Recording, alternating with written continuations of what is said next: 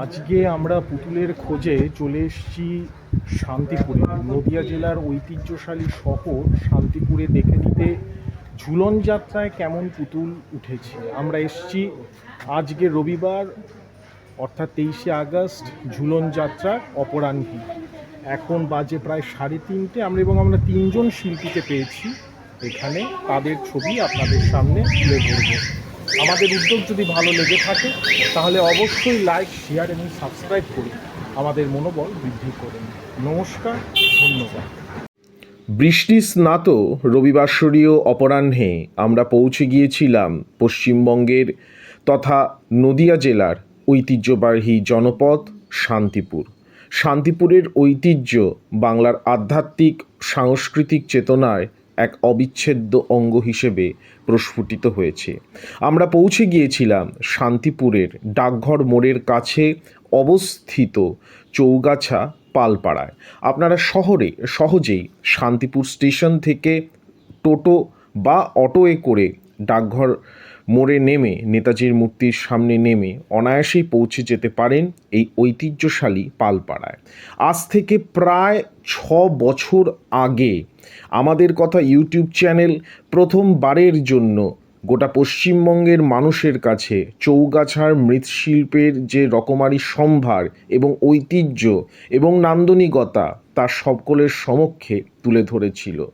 এমনকি প্রায় 3 বছর আগে এই ঝুলন উপলক্ষে আমরা পৌঁছে গিয়েছিলাম শান্তিপুরে এবং তখনও এই শান্তিপুরের চৌগাছার ঝুলনের পুতুলের বাজার নিয়ে আমরা পর্ব করেছিলাম।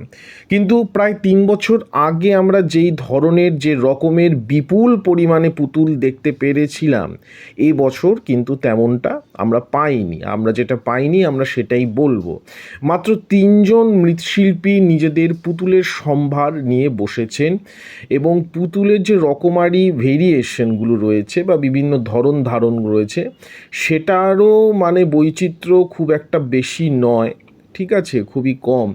আমরা যদি 3 বছরের আগের তুলনায় করি খুবই কম, তবুও শান্তিপুর তার ঐতিহ্য, সেই কমের মধ্যেও তার ঐতিহ্য এবং সৃষ্টিশীলতার যে নির্মাণ শৈলী তা কিন্তু বজায় রেখেছে। পুতুলগুলির মধ্যে সামাজিক চেতনা এবং সামাজিক দৃশ্যপট বারে বারে প্রস্ফুটিত হয়েছে।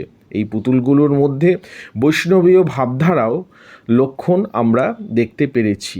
দেখতেই পাচ্ছেন সেই সকল পুতুল এবং কচিকাচাদের ক্ষুদ্র ভিড়ও কিন্তু আমরা দেখতে পেরেছি যে মানুষ আসছে, পুতুল কিনছে, সংগ্রহ করছে এবং দাম অবিশ্বাস্য রকম কম।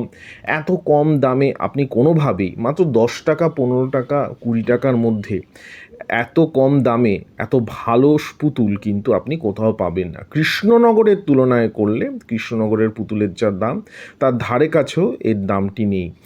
এবং আমরা পৌঁছে গিয়েছিলাম ওই পালপাড়ার মধ্যে সতুপাল বলে একজন মৃৎশিল্পী রয়েছে, তার বাড়িতে। তিনি এবছর পুতুলের বাজারে আসেননি, তিনি বাড়ির মধ্যেই পুতুল তৈরি করে রেখে দিচ্ছেন। তারা বললেন যে যার দরকার তারা কিনে নিয়ে যাবে। আশা করি আজকের পর্বটি আপনাদের ভালো লেগেছে। নমস্কার।